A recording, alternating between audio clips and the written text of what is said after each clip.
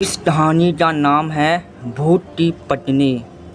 दो आत्माओं का मिलन प्रेम कहलाता है और जब इस प्रेम को सामाजिक मान्यताओं के द्वारा स्वीकार किया जाता है तो यह शादी बन जाती है। शादी यानी विवाह, एक अटूट रिश्ता। जीते जी लोग इसे निभाते हैं, लेकिन कुछ ऐसे भी जोड़े हैं जो मरने के बाद भी अपने जीवन साथी का साथ नहीं छोड़ते। और ऐसी ही घटना से प्रेरित होकर एक डरावनी कहानी मतलब भूत की पत्नी आपके लिए प्रस्तुत है। चलो कहानी अब शुरू करते हैं। प्रिया बड़ी हो चुकी थी और अब उसके माता पिता को उसकी शादी की चिंता हो रही थी। हालांकि प्रिया बहुत अच्छी लड़की थी जिसके लिए कई अच्छे लड़कों के रिश्ते आ रहे थे, जिनको लेकर प्रिया के परिवार में विचार विमर्श चलता रहता था। एक दिन प्रिया की मौसी एक अच्छे लड़के का रिश्ता लेकर आती है। लड़के की फ़ोटो बहुत ही सुंदर थी, जिसे देखकर ही प्रिया के माता पिता मोहित हो जाते हैं और वह तय कर लेते हैं कि इसी लड़के से प्रिया की शादी करेंगे। प्रिया को भी लड़का अच्छा लग रहा होता है, लेकिन प्रिया की मौसी लड़के वालों को रिश्ते के लिए हाँ कर देती है और अगले ही दिन लड़के के परिवार को आमंत्रित किया जाता है ताकि लड़का और लड़की एक दूसरे से मिलकर बात कर सके। अगले दिन जैसे ही लड़के वाले आते हैं, प्रिया की नज़र लड़के पर पड़ती है और वह पहली ही नज़र में उसे अपना दिल दे बैठती है। प्रिया के घर में लड़के वालों का ज़बरदस्त स्वागत किया जाता है। दोनों परिवारों के बीच में रिश्ते की बात तय होती ही दोनों ही धूमधाम से शादी कर दी जाती है। शादी के बाद लड़का प्रिया को लेकर शहर चला जाता है। शहर में वह कंपनी के मकान में रहता था। दोनों की शादी शुदा जिंदगी खुशनुमा चलने लगती है। प्रिया अपने पिता को बहुत प्यार करने लगती थी। ऐसा लग रहा था मानो प्रिया को 7 जन्म की खुशियाँ एक ही जन्म में मिल गई हो। एक दिन प्रिया और उसका पति फिल्म देखने थिएटर जाते हैं। दोनों पूरा दिन खूब मज़ा करते हैं, लेकिन जैसे ही वह वापस लौट रहे होते हैं, अचानक एक कार प्रिया के पति को जोरदार टक्कर मार देती है। वह तुरंत अपने पति को उठाती है और उससे पूछती है कि आपको कहीं चोट तो नहीं लगी। प्रिया का पति मुस्कुराते हुए प्रिया के साथ चलने लगा। प्रिया अपने पति के साथ घर आ जाती है। रात तो हो चुकी थी और दोनों बाहर से खाना पीना करके आए थे।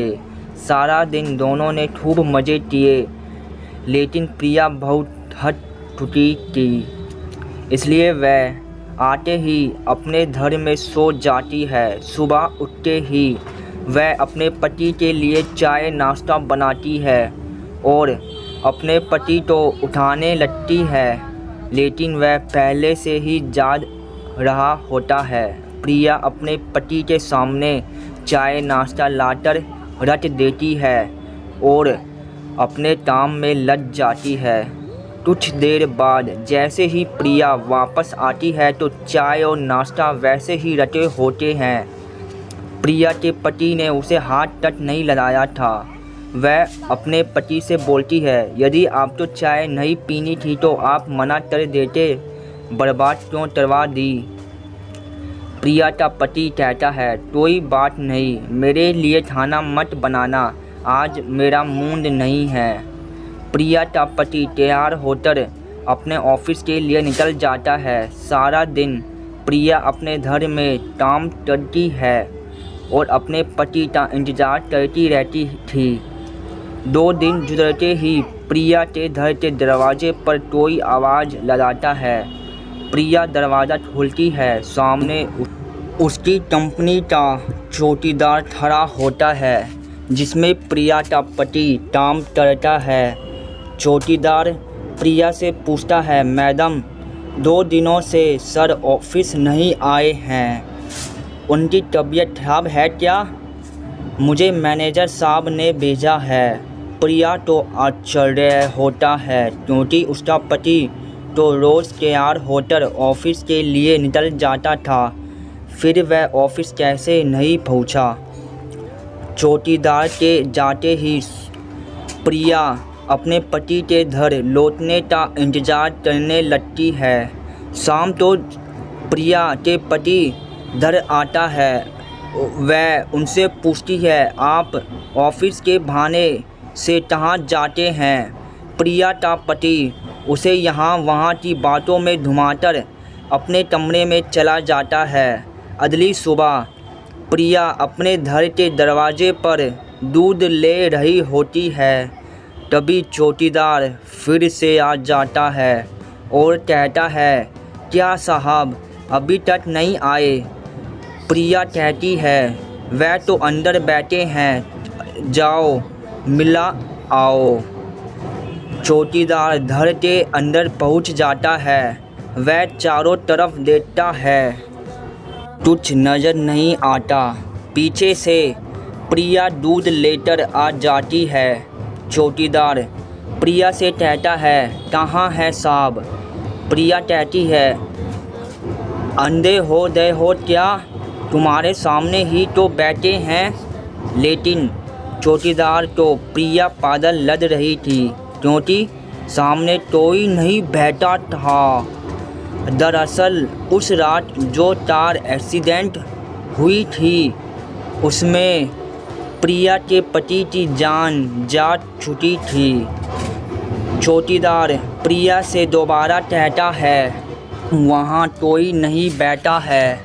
लेकिन प्रिया चौकीदार को चिल्लाते हुए अपने पति को जाकर पकड़ लेती है और कहती है, यह देखो इतना बड़ा इंसान तुम्हें नज़र नहीं आ रहा? प्रिया के साथ कोई दिखाई नहीं दे रहा था। चौकीदार वापस लौट जाता है और कंपनी में जाकर सारी बात कह देता है। जब कई दिनों तक प्रिया का पति काम पर नहीं आता, तो कंपनी की तरफ से दिया हुआ कमरा खाली करने के लिए नोटिस भेजा जाता है। प्रिया नोटिस पढ़ते ही चिंतित हो जाती है और अपने पति से कहती है, आप कंपनी में काम कर रहे हैं, फिर क्यों हमें इस घर से निकाला होगा? सुनीता प्रिया का पति भूत बन चुका था, लेकिन प्रिया उसे साधारण समझ रही थी। उसी शहर में एक पुराना घर था जो कई सालों से बंद पड़ा था और वहाँ कई भूतिया आत्माएं रहती थी। प्रिया का पति उसे उसी घर में चलने को कहता है। प्रिया अपने पति की बातों में आ जाती है और उसके साथ जाकर वहीं रहने लगती है। प्रिया ने इंसानों से रिश्ता खत्म कर दिया था और अपने पति के साथ भूतिया दुनिया में ही जीना सीख रही थी।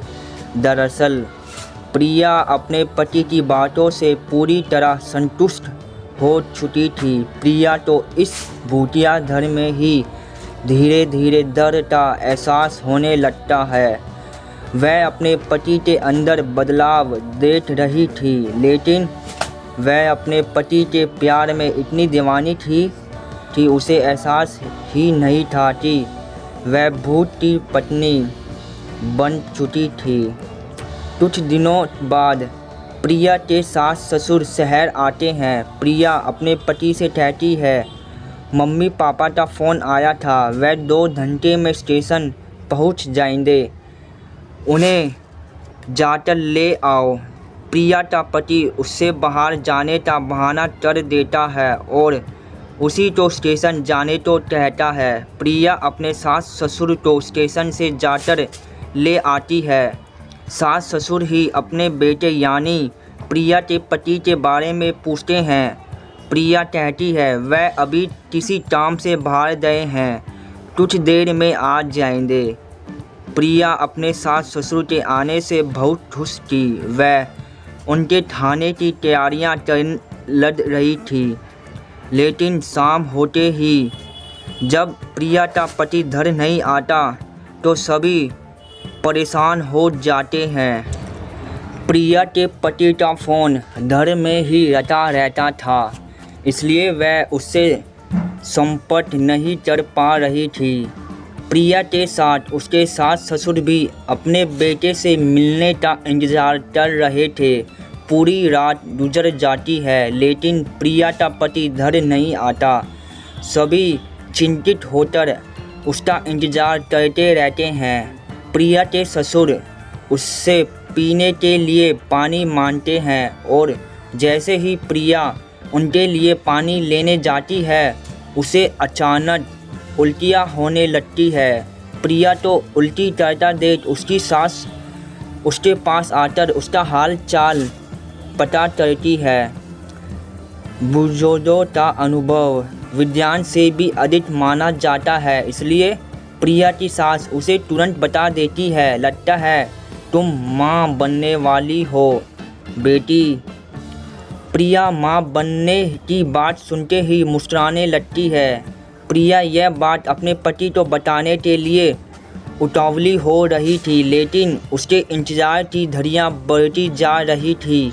देखते ही देखते 5 दिन गुजर जाते हैं, लेकिन प्रिया के पति का कुछ पता नहीं चल रहा होता है। तभी तीनों पुलिस थाने में शिकायत दर्ज कराने जाते हैं। पुलिस वाले प्रिया से कहते हैं 5 दिनों से तुम्हारे पति गायब है, लेकिन तुम्हें अब याद आ रही है।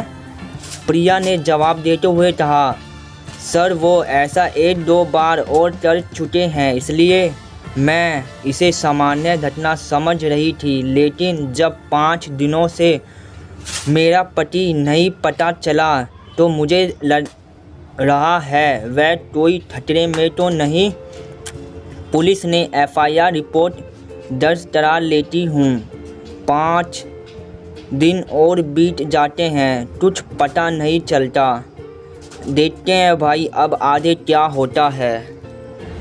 पुलिस अपना काम शुरू कर देती है और 2 दिनों में ही पुलिस को सुनीता के पति की सच्चाई पता चल जाती है और पुलिस वालों की बात सुनते ही प्रिया और उसके सास ससुर के पैरों तले ज़मीन चली जाती है।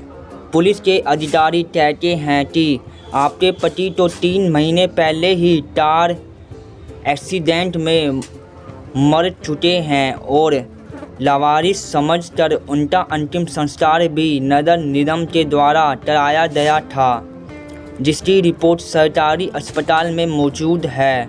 फिर आप कैसे कह रही है कि वह 5 दिनों से लापता है?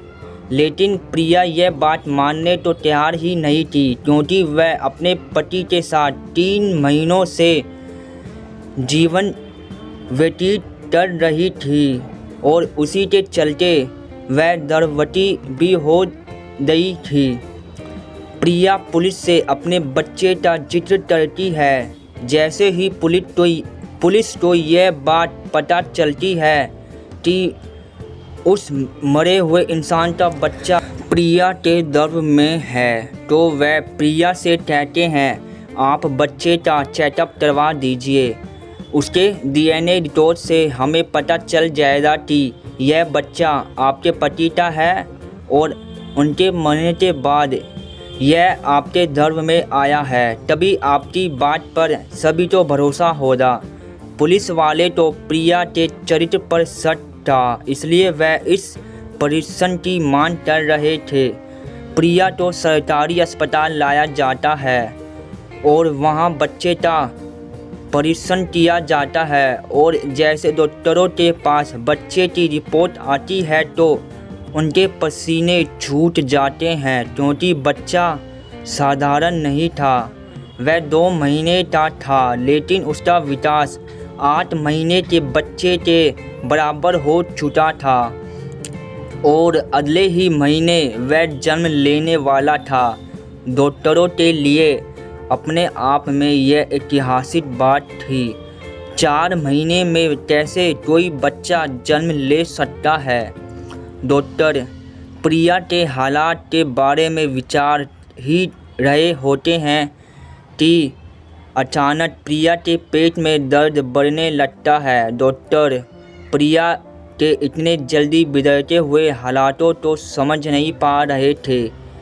प्रिया तो आपातकालीन कक्ष लाया जाता है। तभी डॉक्टरों को पता चलता है कि प्रिया की डिलीवरी का समय आ चुका है और कुछ ही देर बाद प्रिया एक भूतिया बच्चे को जन्म दे देती है। सुनिए, प्रिया का बच्चा देखने में बहुत खूबसूरत था लेकिन उसकी शारीरिक बनावट कुछ अलग थी। उसके दांत जन्म के साथ ही निकलते थे और उसकी आंखें लाल थी। डॉक्टरों ने ऐसा बच्चा पहली बार देखा था। डॉक्टर उसका शारीरिक परीक्षण करते हैं। बच्चे के शरीर के अंदर सभी अंग सामान्य इंसानों की तरह ही थे। इस बच्चे के बारे में प्रमाण मिलते ही पुलिस को यकीन हो जाता है कि प्रिया सही कह रही थी, यह बच्चा उसी के पति का है। पुलिस ने अपने जीवन में यह पहला केस देखा था जहां कोई भूत पिता बना था। प्रिया तो अपने पति के मौत की खबर पर यकीन नहीं था लेकिन सभी के कहने पर उसने यह मान लिया था कि उसका पति अब दुनिया में नहीं है, इसलिए वह अपने बच्चे और सास ससुर के साथ अपने गाँव वापस लौट जाती है और अपने भूतिया बच्चे के साथ अपने पति की याद में जीवन बिताने लगती है।